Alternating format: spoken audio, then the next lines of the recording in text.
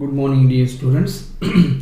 आज के हमारे लेक्चर में हमारी जो फोर्थ आइसोमेरिज्म का टाइप था स्ट्रक्चरल आइसोमेरिज्म का, today we will explain this and this one is solvate isomerism.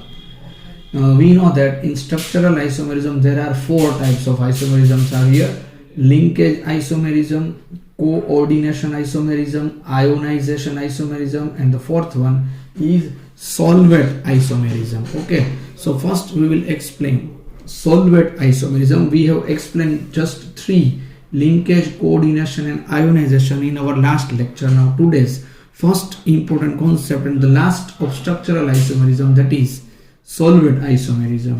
Okay, just see what is in solvate isomerism. 2 marks question asked in a board exam where water is involved as a solvent. Solvate isomerism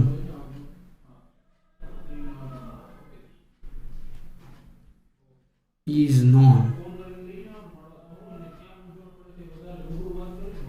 as hydrate isomerism.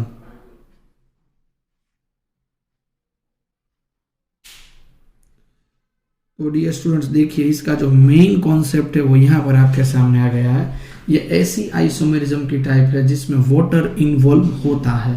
चलिए मैं आपको यहाँ पर एक example दिखाता हूँ. ये Cr H2O6 Cl3.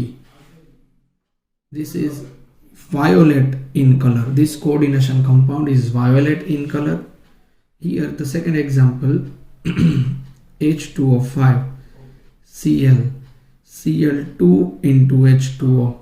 This is green in color. देखिए डियर स्टूडेंट्स, इन दोनों फॉर्मूला में मोलेक्युलर फॉर्मूला तो सेम ही है. इसमें H2 के 6 मोलेक्यूल है, इसमें भी 6 है. क्लोरीन के 3 है, यहाँ पर क्लोरीन भी 3 ही है. तो वाटर मोलेक्यूल्स दोनों में इक्वल है, क्लोरीन भी इक्वल है, क्रोमियम के नंबर भी इक्वल है. That means molecular formula remain same. But just see, this is example number 1, example number 2. In example number 1, all the water molecules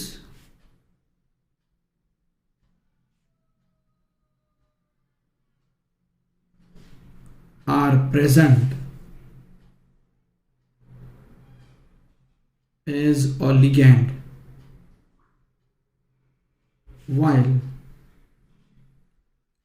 in example number 2, water molecule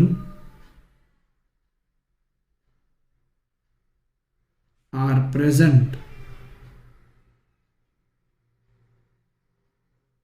as a ligand and as a free molecule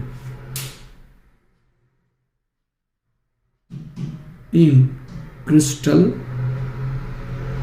lattice. देखिए, तो ये हमारे पास information हो गई solvate isomerism की. Solvate isomerism actual ionisation isomerism के जैसे ही होता है, बट इसमें वाटर की प्रेजेंट अगर हो तो उसको सॉल्वेट आइसोमेरिज्म बोलते हैं. अगर मैं आपको दोनों का डिफरेंस एक दूसरे तरीके से समझाता हूं, यहाँ पर देखिए, अगर मैं इसमें AgNO3 ऐड करूंगा तो AgNO3 के 3Ag+ ये क्लोरीन के साथ रिएक्शन करेंगे. 3Ag+ react with 3Cl-, and in the second example 2Ag+ react with 2Cl-. ये बेसिक डिफरेंस सॉल्वेट आइसोमेरिज्म का यहाँ पर रहने वाला है. ठीक है, तो ये हो गई इंफॉर्मेशन हमारे यहाँ पर समझाने के लिए कि कौन सा किस तरीके से आइसोमेरिज्म को हम डिस्क्राइब कर सकते हैं. ओके, चलिए अभी आप सबके सामने मैं यहाँ पर थोड़ी एक्स्ट्रा प्रैक्टिस रख रहा हूं जो आप सबको ध्यान में लेनी पड़ेगी. देखिए, एक्स्ट्रा प्रैक्टिस में पहला हमें टेक्सचुअल 9.8 नंबर का क्वेश्चन, ये आइसोमेरिज्म में प्योरली बिलोंग करता है, हमें अच्छी तरीके से सोल्व करना पड़ेगा. देन 9.9 ये सब आपको प्रैक्टिस करनी है। 9.10 ये सब प्रैक्टिस करनी है। 9.11, 9.12 और 9.13 ये सभी एग्जाम्पल आपको अच्छी तरीके से प्रैक्टिस करने पड़ेंगे। ओके, तभी आपको ये अच्छी तरीके से सब कुछ मालूम होगा। एक मैं आपको यहाँ पर एग्जाम्पल करवाता हूँ। देखिए 9.10 पर हम चलते हैं। उसमें क्वेश्चन ये दिया हुआ है कि ये क्वेश्चन है PtCl2 En ट्वाइस, ऊपर यहाँ पर 2+।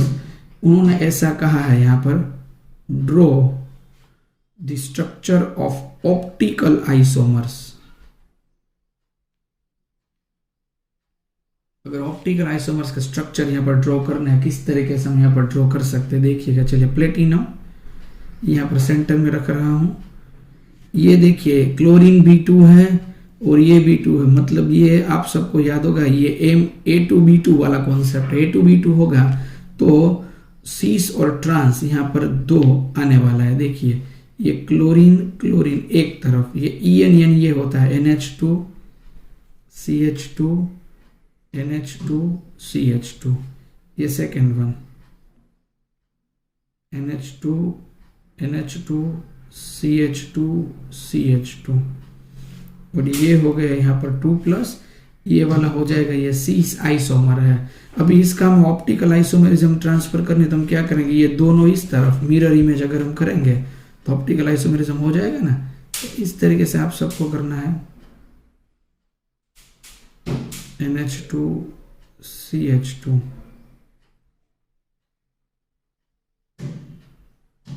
NH2 NH2 CH2, ये वाला क्लोरीन ये क्लोरीन, ये 2+ और ये रहेगा यहाँ पर ट्रांस नहीं पर एक डेक्स्ट्रो अगर हम कर सकते हैं तो दूसरा लीवो कर सकते हैं। सीस और ट्रांस, ये तो सीस है पर सीस का ही ऑप्टिकल आइसोमेरिज्म हो सकती है, ट्रांस की ऑप्टिकल आइसोमेरिज्म नहीं हो सकती है। ओके, तो ये 9.10 का जो कॉन्सेप्ट यहाँ पर था ये मैंने आप सबको डिस्क्राइब कर दिया। चलिए अभी मैं आप सबको सोल्व करवाता हूँ 9.13। क्वेश्चन ध्यान से सुनिएगा। Aqueous copper sulphate solution blue in colour, a green precipitate with aqueous potassium fluoride and a bright green solution with aqueous potassium chloride. Explain this experimental result. चलिए ये एक्वियस कॉपर सल्फेट का solution है, वो किस तरीके से किससे preparation यहाँ पर होता है देखिए। वो पहले मैं आपको समझाता हूँ। When KF is added to aqueous copper sulfate, KF is added to aqueous copper sulfate CuSO4, the final result is here K2 CuF4। ये यहाँ पर ग्रीन कलर का प्रोडक्टिविटी होती है। बट एक्वियस कॉपर सल्फेट को कॉम्प्लेक्स कंपाउंड में किस तरीके से बताते हैं ये आप सबको आना चाहिए। ये उसका है CuSO4 का आयोनाइजेशन इस तरीके से होता है, बट H2 अंदर एंटर हो जाता है। इसकी प्रोसेस होती है यहाँ पर KF के साथ, ये होगा K2 CuF4 और साथ में यहाँ पर K2SO4 सेपरेट होगा, क्योंकि पोटेशियम इस SO4 से प्रोसेस करेगा तो K2SO4 यहाँ पर 2 पोटेशियम 2, इसलिए बैलेंस के लिए करेंगे यहाँ पर हम 4। ये है ग्रीन कलर का इनसोल्यूबल कंपाउंड प्रेसिपिटेट्स, इसका नेम है कॉपर पोटेशियम टेट्राफ्लोराइडो क्यूप्रेट। इसका IUPAC नोमेनक्लेचर इस तरीके से हो सकता है। सेकेंड हमें ये भी पूछ रहे हैं कि पोटेशियम क्लोराइड के साथ अगर हम इसको ऐड करते हैं तो यही रहेगा CuH2O4 SO4, इसमें ऐड करना है पोटेशियम क्लोराइड, ये रहेगा K2CuCl4 प्लस K2SO4। ये रहेगा ग्रीन कलर का सॉल्यूबल कंपाउंड, दोनों के कलर ग्रीन ही होती है, बट एक इनसॉल्यूबल है और एक सॉल्यूबल कंपाउंड है। ठीक है, दोनों ये थोड़ा अगर हम इसे जज करेंगे तो ये ब्राइट ग्रीन रहेगा।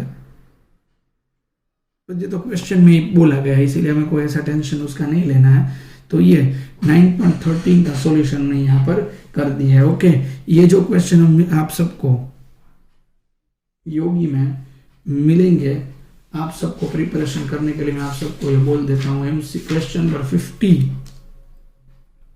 to 56 आपको प्रिपेयर करने पड़ेंगे, ठीक है। ये क्वेश्चन आप करेंगे, आप सबसे आसानी से ये सभी टॉपिक क्लियर हो जाएंगे। ओके, चलिए तो ये हो गया हमारा कॉन्सेप्ट आइसोमेरिज्म का खत्म। अभी हमें वैलेंस बॉन्ड थियरी के बारे में और क्रिस्टल फील्ड थियरी के बारे में इंफॉर्मेशन कलेक्ट करनी है। उस वैलेंस बॉन्ड थियरी के बारे में हमें क्या क्या याद रखना पड़ेगा, मैं आपको यहाँ पर शॉर्टकट ट्रिक्स यहाँ पर दिखाता हूँ। देखिएगा, अभी हम यहाँ पर कोई भी कोऑर्डिनेट कंपाउंड है उसका एक्सप्लेनेशन करेंगे कि इसका कॉन्फ़िगरेशन किस तरीके से होता है, उसका शेप किस तरीके से होता है। तो ये शेप डिस्क्राइब करने के लिए हमें जो कॉन्सेप्ट का यूज करना पड़ेगा, ये कॉन्सेप्ट मैं आपके सामने यहाँ पर रख रहा हूँ। देखिएगा ये कॉन्सेप्ट यहाँ पर कौन सा यहाँ होता है, ठीक है। इसके लिए आप सब यहाँ पर वैलेंस बॉन्ड थियरी के मुताबिक IUPAC नोमेनक्लेचर यहाँ पर करेंगे। पहले कोई भी कंपाउंड की आपको वैलेंस बॉन्ड थियरी डिस्क्राइब करनी हो तो आप सबसे पहले IUPAC नेम उसका देंगे, किस तरीके से IUPAC नेम होता है। ओके, देखते जाइएगा क्या क्या कॉन्सेप्ट आप सबको यहाँ पर करना है। तो first you have to give IUPAC name, then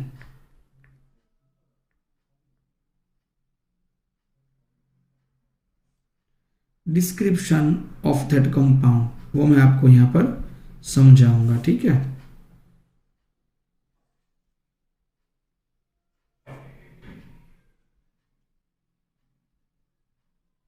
ये आप ध्यान से देखते जाएगा box presentation.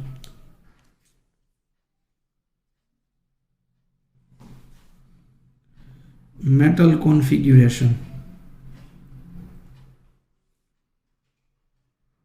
Metal ion configuration,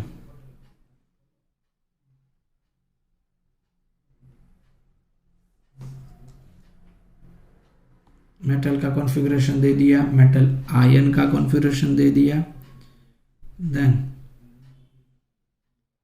strength of ligand वो भी आपको देना पड़ेगा,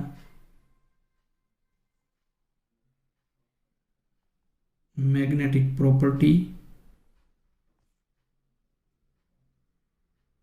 shape, magnetic moment and result. देखिएगा डियर स्टूडेंट्स, आप सबको ये बातें ही सिर्फ ध्यान में रखनी है, ठीक है। ये 10 इंपॉर्टेंट पॉइंट्स मैंने आप सबको यहाँ पर बोले हैं। ये 10 इंपॉर्टेंट पॉइंट्स को आप ध्यान में रखेंगे तो कोई भी वैलेंस बॉन्ड थ्योरी का कॉन्सेप्ट आपको आ जाएगा, ये मैं आपको गारंटी देता हूँ।